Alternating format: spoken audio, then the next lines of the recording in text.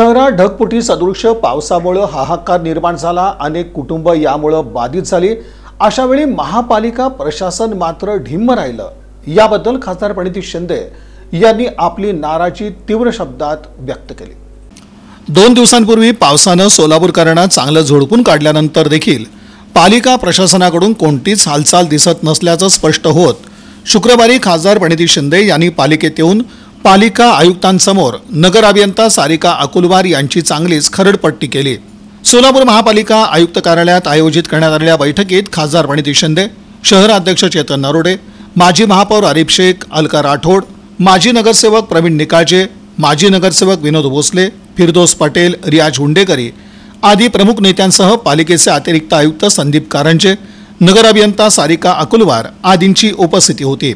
मागील 1 वर्षापासून केंद्रीय निधीचा विनियोग व्यवस्थित केला जात नाही। खासदारांनी कोणतीही शिफारस दिली नाही तरी देखील रस्त्याची कामं कशी करण्यात आली, शिवाय पालिका प्रशासनाकडून भाजप नेत्यांच्या सांगण्यावर कामं करून घेतली जातात, मात्र काँग्रेस पक्षाच्या प्रभागातील जाणीवपूर्वक कामं नाकारली जात आहेत। एनकॅपच्या माध्यमातून सुचवण्यात आलेली कामं नगर अभियंता का नाकारतात असा सवाल उपस्थित करत पालिका प्रशासनाच्या कार्यपद्धतीवर नाराजी व्यक्त करताना खासदार प्रणिती शिंदे यांनी आयुक्तांच्या साक्षीनं नगर अभियंता सारिका अकुलवार यांची त्या खरडपट्टी करताना दिसून आल्या।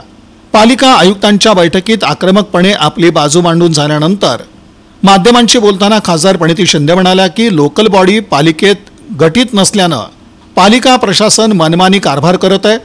अशीच परिस्थिती कायम राहिल्यास काँग्रेस वेगळ्या पद्धतीने देखील काम करून घेऊ शकते असं म्हणत खासदार प्रणिती शिंदे यांनी सोलापूर महानगरपालिका प्रशासनावर त्या चांगल्याच नाराज असल्याचं दिसून आलं। आज सगळ्या ठिकाणी गेली, आम्ही सगळे होतो।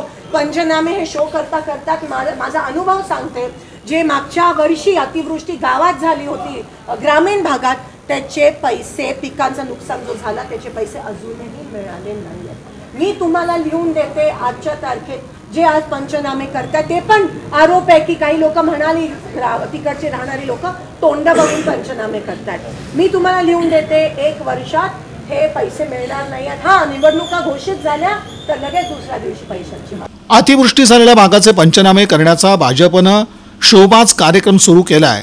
बाधित झालेल्या कुटुंबाला पंचनाम्याची मदत बरोबर 1 वर्षांनीच मिळेल असा टोला देखील खासदार प्रणिती शिंदे यांनी यावेळी लगावला।